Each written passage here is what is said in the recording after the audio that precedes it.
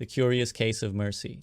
So what I mean is, how is someone the most played hero, but also the most hated hero? Not by balance. You know, it's not like people are complaining about Mercy the way they complain about Brick. But when it comes to, if you think about hatred towards a certain type of hero, it's usually like, oh, Mercy mains.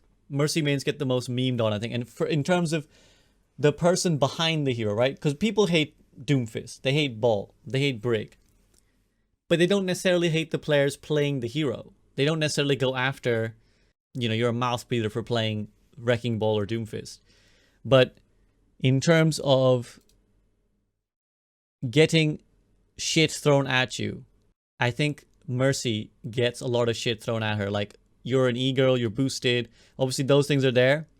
But also just the disrespect of players who play Mercy, right? It's usually thought of as like, you don't know how to play, you don't know how to, you're not playing real Overwatch.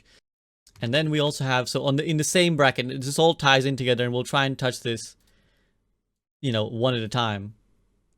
The most accessible hero, I'll add question mark. And then we're also gonna, but also the hardest hero to play solo. Because these are both things that are true, in my opinion. This is all obviously my opinion. None of this is fact, as I said at the start. This is my personal assessment. So what do I mean again by most accessible versus the hardest hero to play solo? So I should probably put this disclaimer. I have no bias to Mercy. I play little to no Mercy. I have no real interest in playing Mercy all the time, or even frequently. Whenever I get the chance to play support, I play Ana, I play Zen. I don't really enjoy playing Mercy myself. So I have no personal bias for Mercy, nor do I have any bias particularly against Mercy. I think she's fine as a character in the game. I think she occupies a great space in the game. So the most accessible hero, because she requires little to no FPS, little to no FPS base, little to no FPS mechanics. In fact, none. And even in terms of actual mechanical input, there is probably the most easy mechanical input required in Mercy, right? For a base level of gameplay. To have access to all her kit, all you need to do is hold left click to heal, hold right click to damage boost, press, and not even with any amount of precision, right? You hold it in the general direction of someone, it will latch on and stay on, and you can even turn it to toggle so that you don't even have to hold, you can just click once. And you just push one button to fly, again with no real precision required. You just fly over to the next target. And even when you press your ultimate, beyond that point, it doesn't require any introduced dynamics. You just press the ultimate and you resume the hold one button to heal, hold one button to damage with no real precision required. Even less precision actually when you pop your ult. In terms of actual access to the hero, there is little to no mechanical ability required. Yet, to actually master the hero, to actually master and get maximum value out of the hero is one of the hardest things to do in the game. One of the hardest things to do in the game is extracting value out of this limited kit. Out of this limited kit. Because, as we know, basically what Mercy mains have had to do in the last, I would say, 2 years is absolutely rinse a way that you can abuse super jump. That is the maximum value that Mercy players have tried to get out of the hero, which in itself is such an awkward thing to have to do, right? Like super jump, and remember that there's so many nuances to super jump. You know, you have like your default super jump, you can have like canceling at different heights, you have super jump reses. There's even which people have not mastered yet, but what could master in the near future is the backwards super jump, which is something I've seen as well, where you actually can exploit the weirdnesses of the Guardian Angel to go backwards when you super jump. So extracting value out of all these very awkward, difficult inputs at the right time and getting the mobility just right is one of the hardest things to do in the game. And the nature of this quote-unquote easy kit also means that if you wanted to solo queue, there's not a harder hero you could pick than Mercy. If you wanted to solo queue, if you wanted to carry, There isn't a harder way to do it than by paying Mercy, because her kit is mostly designed around enabling other people. And if other people aren't doing anything, you lose. So you can be an amazing Mercy player and play solo and get little to no value if your teammates are not doing what they're supposed to do. Of course, good Mercy players will still find ways to climb, but speaking in terms of the experience overall, it is incredibly difficult. A progressive icon versus a regressive stereotype. Progressive icon in the sense that Mercy is a hero who I would say most accessible to women. Going along the idea of accessible hero, most accessible and probably most played. In truth, we don't have a definitive way of knowing this, but I think most people know intuitively that a lot of women, a lot of female players play Mercy. The Mercy community is also very strong on how they view Mercy. A lot of, I would say as well, LGBT people, LGBT plus people are gravitated towards Mercy. And again, this is reflected in the Mercy community, Mercy main community, which kind of champions the hero as a sort of an icon. Again, I don't know if there's a better term than icon, but it champions her as an icon, someone they really are invested in, someone they really feel involved with. There's also this other side of it as the regressive stereotype, which is the idea that, and this is something we've alluded to before in previous streams, the idea of a petite blonde woman who heals and enables other people, i.e., she's a doctor, but I've kind of disrespectfully summarized it as the sexy nurse stereotype. Sexy nurse stereotype. Like the most basic Halloween costume you could think of. You think blonde, busty nurse who just kind of goes around enabling someone better than her. And that's kind of what some element of Mercy taps into, which is the regressive stereotype of a woman who exists to make other people better. A woman who exists to enable and support other people. And again, I don't think it's a coincidence that she's a medic. There's something to it. Emily's summarizing this as the Madonna/horror complex. A pattern of thought that divides female humanity into two mutually exclusive categories, Madonnas and whores. The respectable and honorable Madonna figure possessing the protecting social virtue is an object of worship and everything that all women should aspire to. However, sex is not a part of this, and an active sex life makes one a whore. Which is, I think that's definitely a fair categorization of what we would call stereotypes of women in media, right? Sexuality amongst women is desirable only as long as they are not actually explicit with it. Like, they should be sexy, but the minute that they talk about their own sexual freedom or liberation, then they're a whore. The example I always think of is in Deadpool. His wife, I think she's his wife, they get married, right? His wife, his romantic partner is, this very sexually liberated woman who's like Vanessa, thank you. So Vanessa is very like sexually open, very sexually liberated. Her and Deadpool have like crazy wild sex.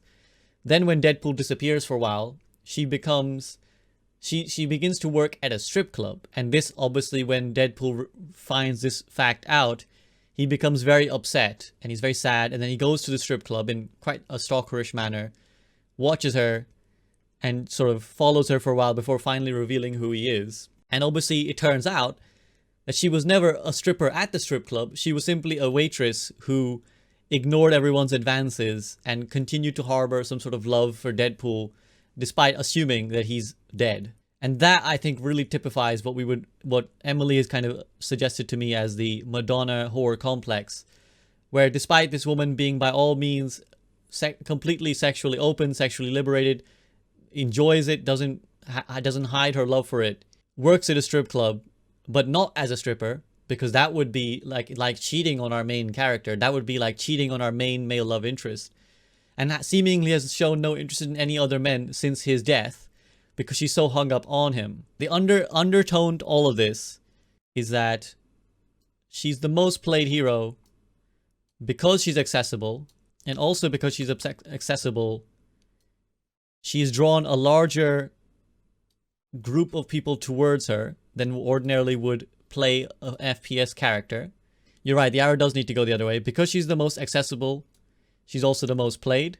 Women play this hero, and that actually informs all of this. Because a lot of this hatred is not just about the hero, but who is perceived to be playing the hero.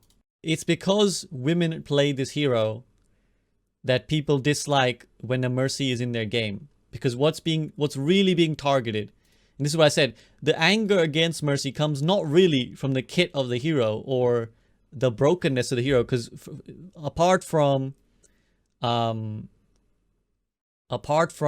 Moth meta, Mercy has never really been a dominant or a must-pick hero. And yet this has remained true throughout Overwatch's history. Because the anger is not about necessarily the hero itself, but the invasion of the gaming space.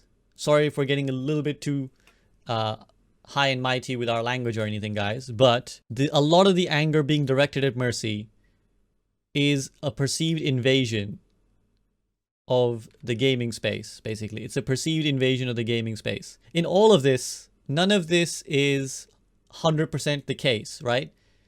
None of this is 100% the case.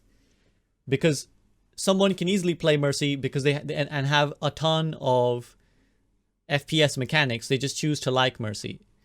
And you can be completely, you know, stereotypical gamer. You can be straight white male and play Mercy. You know, you could be a number of things and still defy all these stereotypes. But we're talking in brushstrokes. You can hate Mercy for legitimate reasons. You don't have to love Mercy. You don't have to want Mercy to be a good hero. But underneath, the undertone of all this, the things that we don't explicitly talk about are all this. There is some level of a perceived invasion of the gaming space, which is why so much of the anger directed at Mercy or when people attack Mercy players, gendered terms are a very frequent use. Whenever you know, people flame a Mercy, it's usually like you're boosted, you're e-girl, just like Mercy main is kind of code for flaming a girl who can't aim. I get asked why I play Mercy and why girls play Mercy, but meanwhile, if I don't play Mercy, I get hate for not playing her. Exactly, so this is another aspect of it. Women play this hero, but when women play a different hero, they're asked to play Mercy. I don't know if I can illustrate this on the chart. Right, so I'm gonna put this here. It becomes almost a self-fulfilling prophecy, right? Women play this hero, and it is perceived that behind the screen of Mercy is a woman. But when a woman tries to play a different hero, the stereotype becomes sort of full circle, where a woman playing Ana is then told and perceived to be doing badly. Perceived is the important part here, because it's often not related to whether they're playing badly or not. It's just whether they're perceived by their teammates to be playing badly. Is then in turn told, you should play Ana, or you should probably play Moira.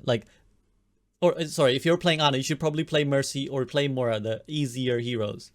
So women who play Ana or play Zen or play Lucio often find that they're told, why aren't you on Mercy? So it's like a lose-lose situation. You play Mercy, you get flamed because she's perceived as a skill-less hero, right? We'll have green as positive association and orange and red as negative association. So we have green as, because she's most accessible, she's most played, and she's a progressive icon. But she's hated because she's perceived to be the most accessible hero. She's perceived to be easy. This is where it really starts to get, we're really exploring the nuance of this. This part, the accessible part, is often discussed in very binary ways. Where, take for example, a character like Winston. So let's compare her to a hero like Winston or even Ryan. The heroes I play. Right? So now if somebody wanted to accuse me of bias, you could, because these are the heroes that I play. So Winston and Ryan, are they any less accessible? Arguably slightly, right? Slightly less accessible because it requires a bit more precision in your inputs to kind of move around as Reinhardt, and jump timing requires or your jump location requires a bit more nuance. But again, to kind of get a base access as Winston or Reinhardt is the same kind of process as it would be with Mercy. Yet, What is the respect that these guys get? Would we say there's any less accessible? To answer these questions, the answers to both of them is no. They are neither particularly harder to get a basic entry level into than Mercy. These heroes are considered Chad heroes, as someone put in chat earlier, right? These are considered Chad heroes. These are the heroes for skill, and there is truth to it. Of course, main tank is a difficult role. Main tank is a very difficult role. I think if we were being objective, side to side, Winston and Reinhardt are harder to manage than Mercy. However, their lack of need for FPS mechanics is never used against them. It's never pointed as a criticism of the heroes. No one ever, no one with any respectful opinion or any half a brain or any worthwhile opinion will ever come and say Reinhardt is easy, or like Winston is easy, you just click forehead, dumb hero, anyone can play this hero. But we do get that with this hero. We do get that with this hero. People do say that about Mercy. No FPS mechanics required. We're talking entry level, so we're not talking, again, Primal Rage, yes, is super difficult, but remember, we're not talking about the highest level, because we've established that super jumping to precise levels is incredibly difficult. I can't do it. To master super jump, for example, is very difficult. To master Primal Rage is very difficult. To master your positioning as Reinhardt is very difficult. But can you stand there with a 1600 HP shield and just exist for your team? Absolutely, you absolutely can. And sort of, again, what's the undercurrent of all this? Men play these heroes. Are they objectively slightly harder? Yes, I just said that, right? They are objectively more difficult heroes to play.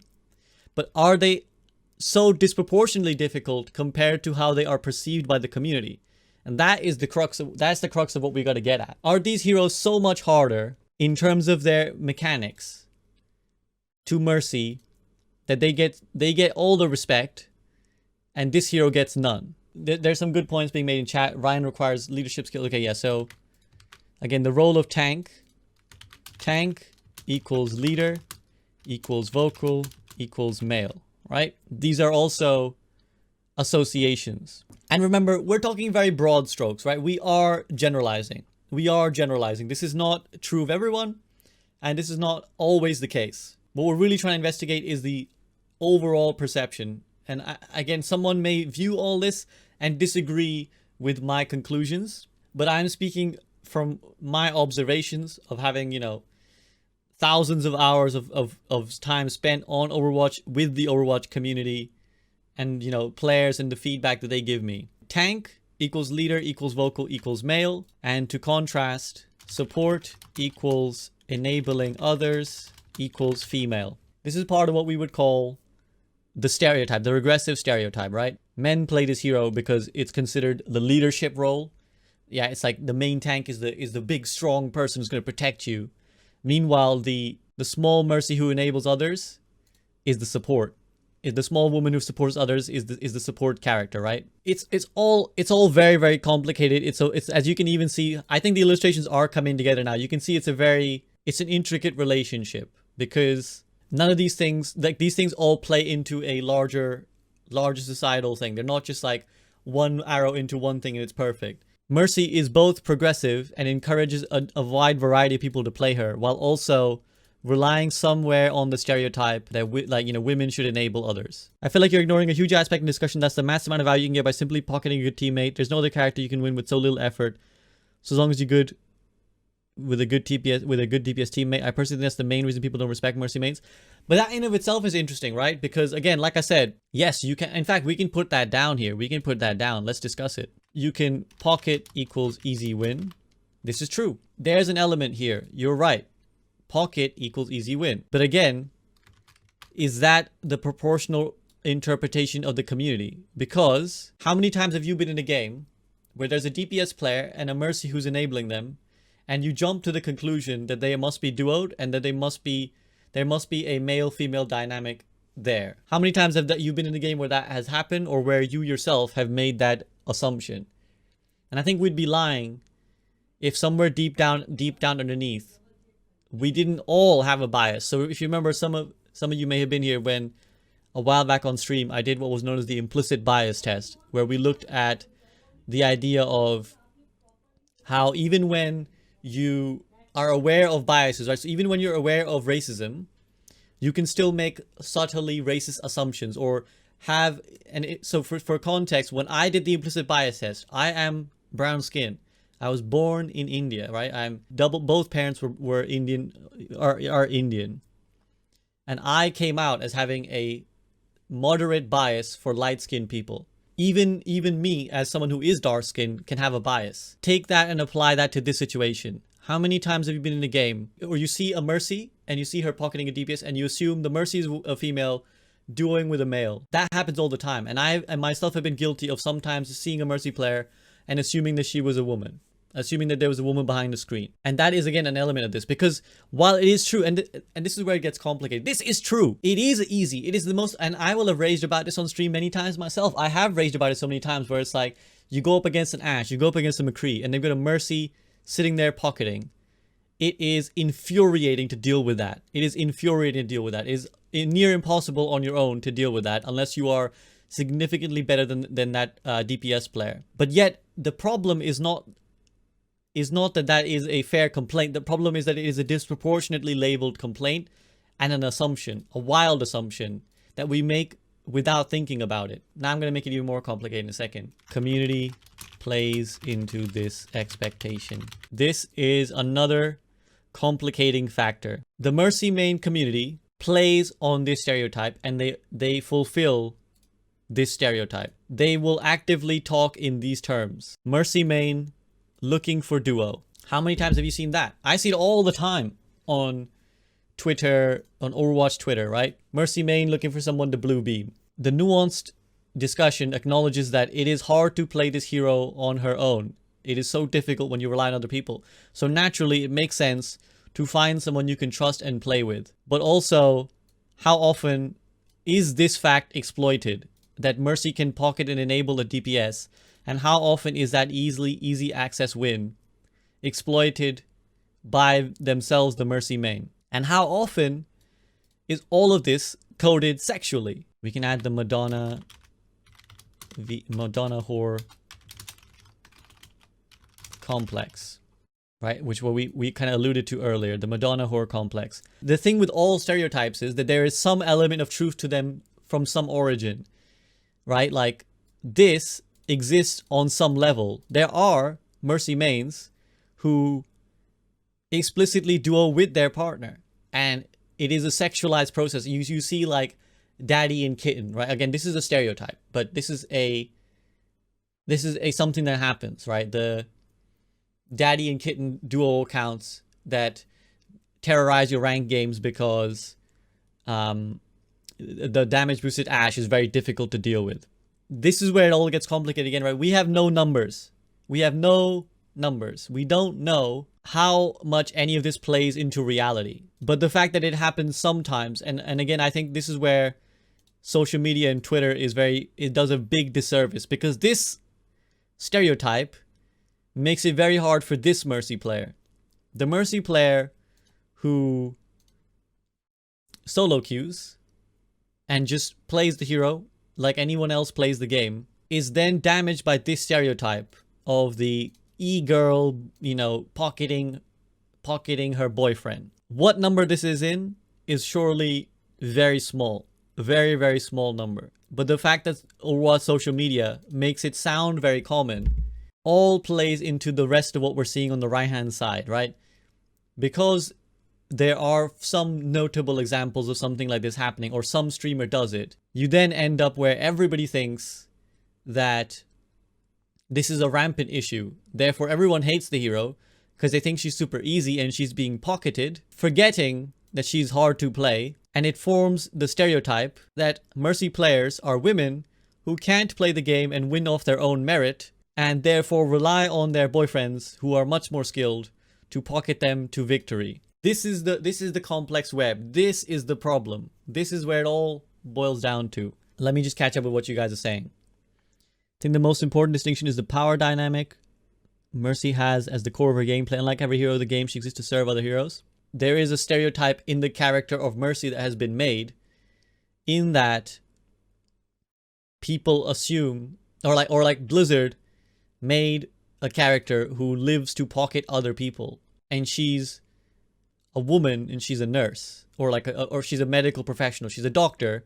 But again, when I disrespectfully refer to her as a nurse, that's trying to highlight that stereotype. I think another core issue is that the skill set of Mercy is not transferable to other supports, while Winston and Ryan have some overlap in certain skill sets of other tanks. I mean, not really. I mean, yes, a little bit. Ryan is transferable to Orisa, but Ryan is not transferable in any way to Winston other than the idea of space. But that idea is as transferable as the idea of support target priority is as well, right? Like, as a Mercy, what do you learn? Who should I help, or, you know, who should I help at any given time? That's the same as like, that's the same decision that any hero has to make, that any support hero has to make. Like, who do I orb as Zenyatta? Who do I heal first as Ana? These are the same decisions that are being made by a Mercy player. Problem Mercy is how much her value is indirect, not direct, which hurts her perception as unskillful hero and discourages the player from trying her. Good point as well, right? This ties into this point that we made about being the hardest hero to play solo. Because not only is it difficult to carry as Mercy, but when you are playing well as Mercy, it's very difficult to perceive for the reason that Spilo has pointed out, where you don't even really see the Mercy on the kill feed. You see that little tiny icon assisting the kill, but do you see the work she's doing? Do you see the right plays she's making? No.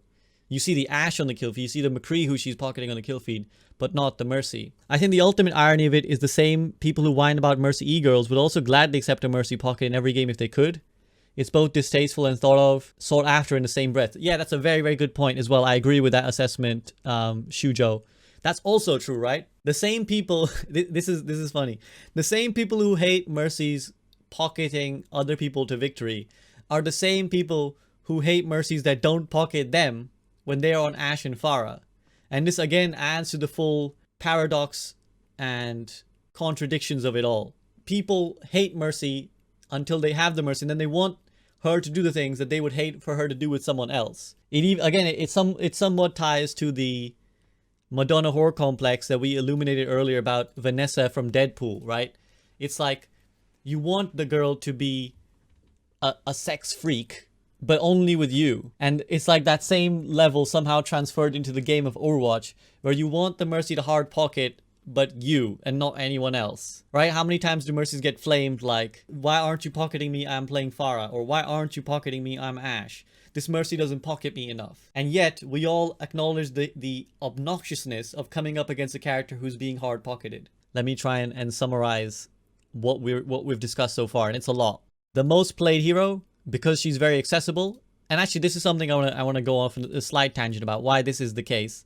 If we think historically, FPS games and gaming in general, but doubly so FPS games, have not been targeted towards women. When we talk about advertising, it's only, I would say, in the last 10, 15 years, maybe 15 at a stretch, but I would say really last 10, that gaming ads have even really acknowledged the idea that women play video games. Whereas most boys grew up being either encouraged or normalized to play video games. Speaking from my own experience, and I was, when I was 10, that was like over 15 years ago, everybody in my school played Call of Duty. Like all the guys in my school, I was in a boys' school, played Call of Duty. The biggest like conflict we had was not who plays Call of Duty and who doesn't. It was on who plays Call of Duty on Xbox and who plays Call of Duty on PlayStation. So everybody played it and we all spoke about it and we all kind of like shared that experience. But I'm almost certain that wasn't happening in the girls' side of the school, right? That wasn't happening. And of course, to some element, we might say, yes, Call of Duty and FPS games do draw in a lot of guys.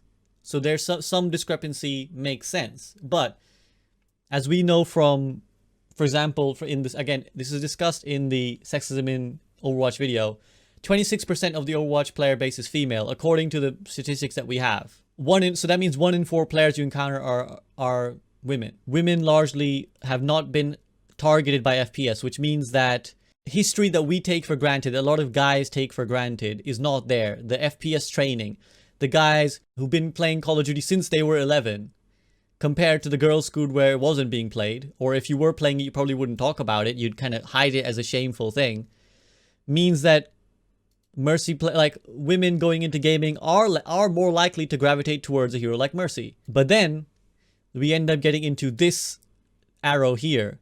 Women play this hero, therefore she is hated because it is a perceived invasion of the gaming space, which then leads to what we would call gatekeeping, right? Gatekeeping as in, you see a girl playing you see a girl playing video games, you see it as somehow making video games less fun for you because video games are about guys doing guy things, whether consciously or subconsciously. You then, or you perceive that women are generally worse at video games. You don't necessarily hate them in your game, but you perceive them as worse, so you don't want them on your team. Therefore, you flame player playing what you perceive as easy hero, and you make her not want to play video games at all, thus shooing away more women from playing FPS games, thus making it harder for them to have the history that would enable them to play heroes like Widowmaker, thus further fulfilling the stereotype that when women come to play video games, they have to play the aimless heroes. Aimless as in lacking mechanical aim. That also plays into all of this. To go back to the Madonna horror complex, the irony of all of this, the irony of all that point, men want, like gamer guys want a gamer girlfriend. And yet the kind of guys who are desperately searching for a gamer girlfriend are, to stereotype, also the kind of guys who get mad that girls play video games. So it's the irony of the Madonna horror complex. I want a girl who plays video games, but she should only play them with me. She shouldn't be in my team unless she's my girlfriend. Would making her kit more active and less pockety domino into fixing the rest of the issues? If so, how to make it more active? Yeah, I mean, there's definitely a case of, to acknowledge the nuance of this discussion, she is, at her worst, an easy pocket hero. She is the stereotype on some level. So yeah, at her worst, she is easy pocket hero. And that could be fixed. Would that fix this dynamic? Who knows? Would that make her less hated? I think at this point, you could probably change Mercy a lot, and people would probably not change her perception as long as women were still playing the hero. That's what I think. It'd be a very interesting thought experiment if there was another hero perceived to be overwhelmingly played by women. Because if, you know, it all comes down to this fact, right? We assume that if you ask someone in the community at random and you were like, quick, what hero does a girl play? They'd probably say Mercy if they were forced to an answer. Obviously, someone who's aware of all this would probably be like, women can play any hero, and they wouldn't fall victim to the stereotypes and answering in a biased way. But if you ask, you know, basic dude, or you force someone to pressure an answer, they would probably say Mercy. And that is what informs a lot of this conversation. So it would be an interesting thought experiment to see what would it have been like if Mercy was a male hero. Why are girls doing feminine things a problem? There's nothing inherently feminine about playing Mercy. That's the thing. That's the funny thing about it. Do I know about Mercy's concept design? No. Do enlighten me, Emily. There's nothing inherently feminine about playing Mercy. She's just a hero. What's feminine about playing this hero? Unless we make the assumption that women don't have FPS mechanics and must play easy hero. She was a black man named Angelo. Interesting. Would you know why they changed that? Thing is, it's a double-edged sword. I'm 100% sure the significant amount of women also play Mercy because of her aesthetic. Absolutely. Absolutely. That's also true. This, again, feeds into this. She is a character that people associate with. And again, representation matters. People, whether they like to acknowledge it or not, associate with the characters they play on some level. Not everyone, but a lot of people do, right? A lot of people pick the heroes they like, pick the heroes they play because they like the way they look. Again, this is not true of everyone. Not everyone plays. I don't play Reinhardt because I like the idea of being a giant burly German man. But some people are drawn to the characters they play because they like the backstory, or they like the look of the character, or, you know, they just on some level associate with the character. I'm also an Asian woman in gaming, so on some level I see myself in Diva, right? That is a valid reason to play. Anything is a valid reason to play anything. But that is something that people do. Or some people like, you know, a lot of people like playing Genji because ninjas are cool, right? This is the perfect example, right? Like, why are stealthy ninja characters always popular in games? Because guys like the idea of being a stealthy cool ninja. And I would be lying if I also wasn't like, oh my god, this cyborg ninja looks so cool, I want to play him. And you know, I spent ages playing Genji in quick play when I first picked up the game. There is some element of truth to this as well. Women see a character who is, you know, back we go, a stereotype of femininity, and there's nothing wrong in associating with a stereotype of femininity. You're very entitled to feel like, I like how this woman looks, and I want to be her. There's nothing wrong with that sentiment. It just makes this whole thing more complicated, right? It just makes this whole thing more complicated. Thinking more about it, I feel like I feel more hate for Mercy players that never play anything else. And that likely stems from an initial assumption that we're losing because of that Mercy. Yeah, one-tricking Mercy is another interesting phenomenon, because it's hard to say definitively. We're speaking in broad strokes. But the perception certainly is that Mercy players tend to be one-tricks. And so we assume that when we're losing, that the Mercy is incapable of switching to something else. Compare it to like an Ana one-trick, we don't necessarily hate them the way we might hate on a Mercy one-trick. Because again, the perception of it being a skillful hero, so it's fine to one-trick, compared to an easy hero who is, you know, like, oh, that's costing us the game. I feel as though somewhere in this is going to circle back to the perception of women playing support more often than not. It so often feels that a disproportionate amount of well-known female content creator streamers are support mains, whilst tank or DPS mains are the exceptions, and only becomes more and more severe the higher up in rank ladder you go, which plays in the idea of support equals enabling others equals female. Very good point, Kate Loves Wafflo, very good point. Again, this goes back to the idea of this point, I would say, representation matters. And this is a very true point. Why aren't there popular female Overwatch tank streamers? And no disservice to anyone maybe who is a female Overwatch tank streamer.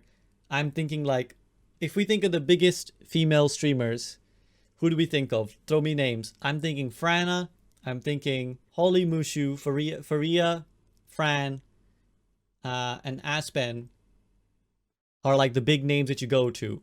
And SK as well. Holly, Mushu, SK, Fran all play support. Barcode and Faria play DPS. None of them play tank. And if you remember, those of you who have been following my content for a long time, when we had Faria and Barcode on the group up chat about sexism, they both explicitly cited that they veered away from Mercy because they didn't want to play into the stereotype. So it's very, very interesting that of the, let's say, 6 female streamers that we can name as arguably the most well-known, 4 of them play support, and 2 of them actively chose not to play support because it would fit a stereotype. I'm just gonna let that point sink in for a second. And yes, supports are generally the role that women are ushered towards in all games. In all games, I think. At least from my experience of having spoken to female players.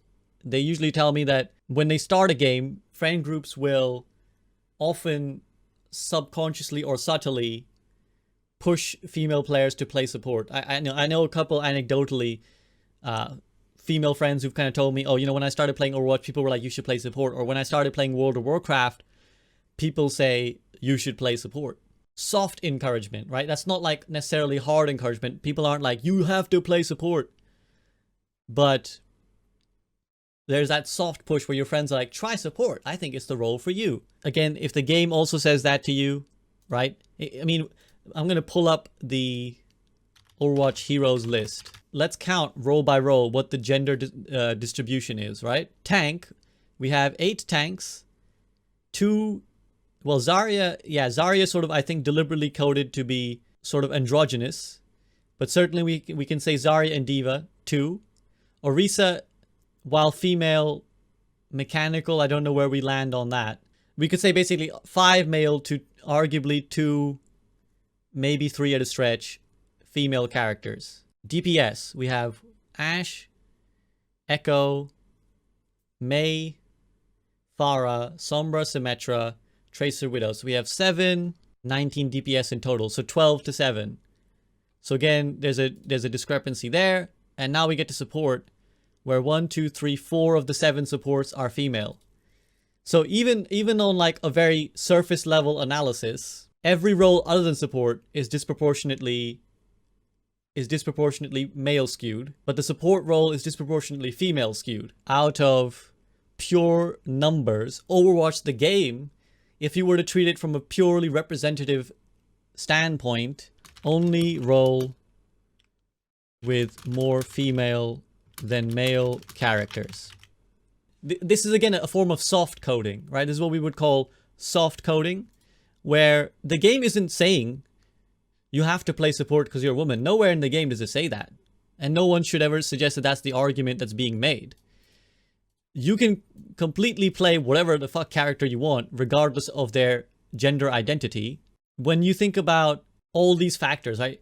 We are, to some level, drawn to characters that speak to us in some way, or many of us are. When the game subtly suggests to you that, hey, there's more female supports here, why don't you try them out? Actually, even going back, think about it this way. Symmetra was a support to start with. Symmetra was a support to start. Remember that as well. So she was initially meant in that category. The game is subtly telling you that maybe you should try support. I wonder if you agree that it's not that these roles exist that is the issue, but the way these roles are perceived in terms of power dynamics with a particular individual's mindset that's contributing factor towards the perspectives. It's not inherently bad that Mercy is feminine. Not at all. In a spectrum of representation, everyone should be, like, everyone is accepted in that sense, right? Like, you can be a woman who's the most girly girl ever, and that's as valid as being the most untraditionally girly girl ever. I mean, speaking personally, I'm probably not a very traditional male, and I never really have been. So that's not inherently a problem. The problem is usually enforcement of stereotypes, or like when something pushes you either softly, as we've spoken about, or harshly to doing something. None of this would matter if everything was fine and nobody flamed Mercy players for no reason. But it matters because, as the reasons we spoke about, right? Why do Mercy players get flamed seemingly more than other roles? For this reason. This right here. And then that requires us to investigate all of these other things. What are the gameplay solutions? How do the developers fix this? It's not even a case of fix, right? Like, fix is a very loaded term, because there's nothing inherently bad if Mercy was the way she is, if there was other characters who showed something different and they were all equally accessible as well, and all this other thing, and if women were not gate-kept from games as hard as they are. Zarya is also a great representation, right? Zarya, like I said, clearly coded to be a bit more androgynous, as is Moira, actually. Like, I think we spoke about this before on the stream, where these characters are kind of deliberately coded as androgynous, and that's good because we get a larger spectrum of what people should look like. To kind of counter this, we need, devs to kind of understand all these implicit biases when they design a hero. Because this is something, let me speak, like, I'm not going to put this on anyone else. Let me speak from my own perspectives. I enjoy being a writer. I would like to be a writer someday. One of the easiest things to do when you're writing something is to fall for the most obvious stereotype, or even the most obvious plot point, right? You put two characters in a situation and your mind quickly jumps to, what all the associations that you have. So for example, a male character, a female character, and the setting is they're both put together in a confined space and they're trapped with each other and they hate each other. What's the number one association you're going to think for that character progression? They'll fall in love. That's what we will think, right? Because that is the stereotype of rom-coms. Nothing of what I said push us to go that way, other than our own expectations of how that dynamic pans out. Thinking in the real world, two people who dislike each other and are forced to spend time with each other are likely just going to end up hating each other even more. Like, I'm sure you've been put in rooms with people you don't like, and I'm pretty sure you don't come out at the end of them falling in love with them. We've been coded over a long history of cinema to view that setup and jump to the logical conclusion that those two characters will probably fall in love, or they probably have sexual tension and they probably want to bang. And that's what a writer deals with, right? You kind of, if someone was like, hey, I need you to write something, here's a male character, here's a female character, go off, they're probably write a story where those two characters fall in love. And the same thing happens when you're a game dev. We need a support character who enables other people. What do you got for me? How about a blonde, beautiful nurse? Love it. Right? That's how it goes. So it's not that those people are bad or malicious, or that the devs are bad or malicious, or that the devs are sexist. It's that the devs are victims to biases too, whether they realize it or not, the way we all are. Only by acknowledging those biases and trying very hard to ask yourself, is that why I'm doing this? Right? Is that why I jumped to that conclusion?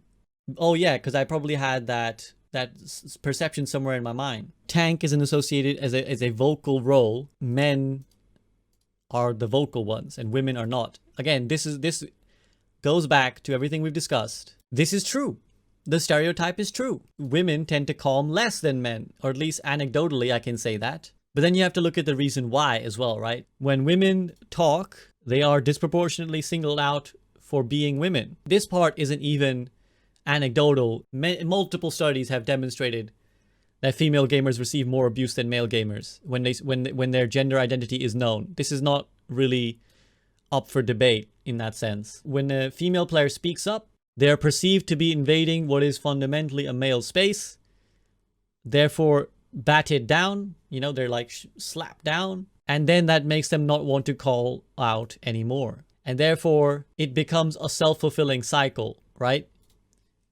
If you talk as a woman, you get flamed, so you learn to not talk. And therefore men built the assumption that women don't talk.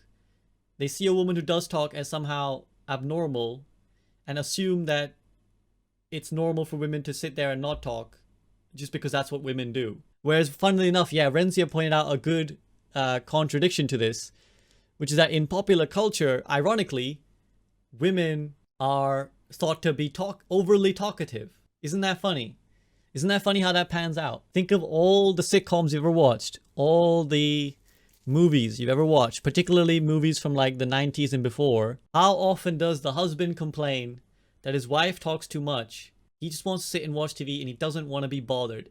The irony that women are adjudged to talk too much, and yet we don't really even bat an eye when we think that in gaming women just don't talk. That's just how it is. Why? Where did that come from? And of course the answer is because when they talk, they are flamed. And not in the way that any of us are flamed regularly, because all of us are flamed. This is the experience of playing Overwatch. All of us are flamed at some point or the other. But women are flamed for everything that you will be flamed for, but also flamed for sounding like a woman, or even being someone who identifies as male but sounding female is enough incentive often to be flamed for sounding feminine. What's the conclusion about Mercy in Overwatch?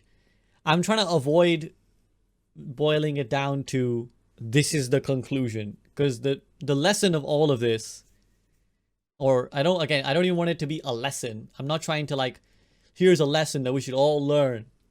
What I'm trying to say is this is something to think about and something to keep in mind, that all these things exist. Yeah, it's not that there's a conclusion and we fix Mercy like this and we fix the community like this. It's more that what I would encourage, I suppose, is think about all these things next time you encounter anything to do with Mercy.